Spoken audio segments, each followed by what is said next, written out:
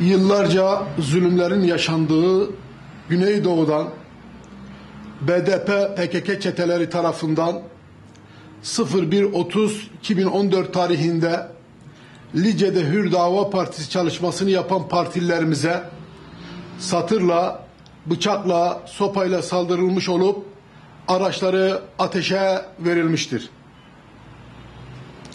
BDP PKK çeteleri halkın bağrından çıkmış olan Hüdapar'ı siyaset sahnesinden silmek ve bu bölgede tek güç olmak arzusu içerisindedir. Yıllarca halka zorla kepenk kapattırıp dükkanlarının camlarını kırarak halka baskı uygulayan bu yapının Hüdapar'ın çıkışıyla sonlarının geldiğini anlamaları neticesinde kendisinden başka hiçbir gücü kabul etmeyen BDP PKK çeteleri yıllarca kendi halkına zulmetmiş ve zulmetmeye de devam etmektedirler. Güneydoğu halkı bu oyunların farkına varmış, Hüdapar'ın çıkışıyla Hüdapar'a olan teveccühleri artmıştır. Bunu gören BDP PKK çeteleri işlerine sindiremeyip parti binalarımıza onlarca saldırı düzenleyip parti üyelerimizi darp edip evlerini kurşunlar tarayarak araçlarını ateşe vermişlerdir. Bölgede kolluk güçleri Hür Dava Partimize yapılan bu saldırılara sessiz kalıp saldırıları yapanları ortaya çıkarmamışlardır.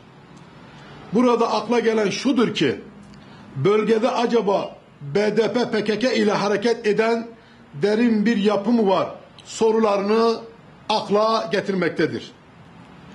Vatandaşın düşünce veya temsiliyet noktasında kendisine yakın gördüğü siyasi partiye oy vermesini kimsenin engelleme hakkı yoktur.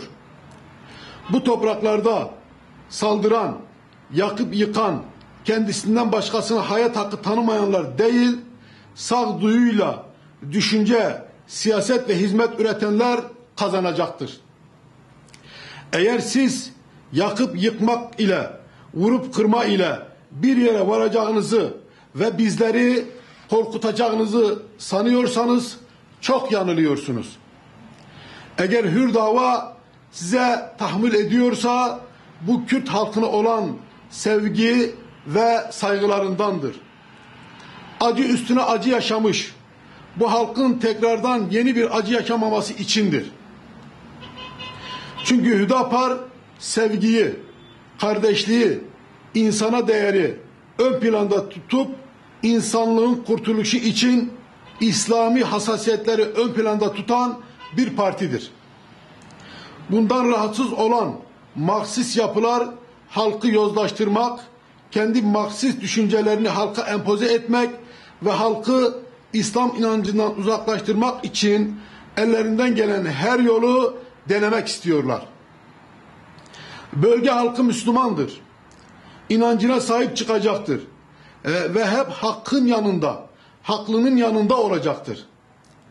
Ve bu BDP PKK'nın yaptığı tüm zulümlere dur diyerek Hür Dava Partisi'ni tercih edeceklerdir. Ve buna hiç kimse engel olamayacaktır.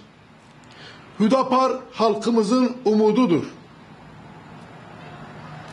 Huzurudur.